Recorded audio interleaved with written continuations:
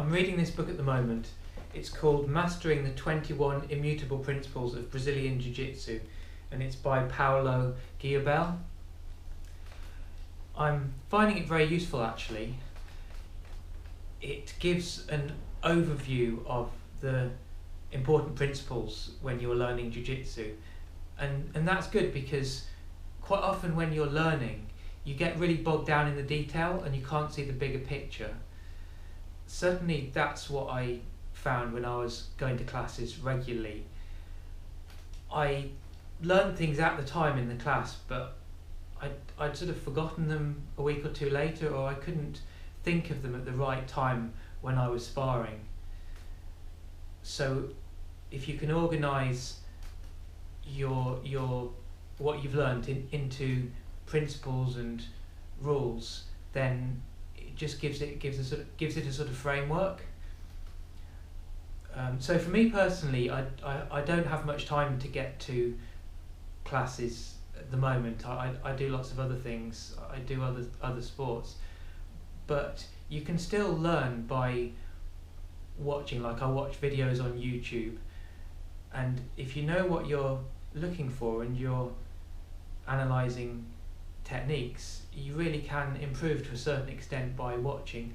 I mean, think of Elio Gracie, the grandfather of Brazilian Jiu-Jitsu. The story goes that he used to just sit on the sidelines while his brothers, probably his older brothers, were doing Jiu-Jitsu, because he was smaller and weaker. I think he was often ill, or he was frail or something. And then I think when he was about 15, for whatever reason, one of his brothers couldn't do a session at the house, and he was called on to step in. And even though he hardly ever actually had done jiu-jitsu or been seen to do jiu-jitsu, he was absolutely amazing because he'd absorbed so many of the principles by watching. So watching can have its uses. Back to the book. Like I said, overall it's useful. It's quite thin, and it's sort of not the biggest pages. And then you find with chapters, like there's a few very short chapters, like I don't know, like a page long, and there's a quote, and then there's a sort of blank page.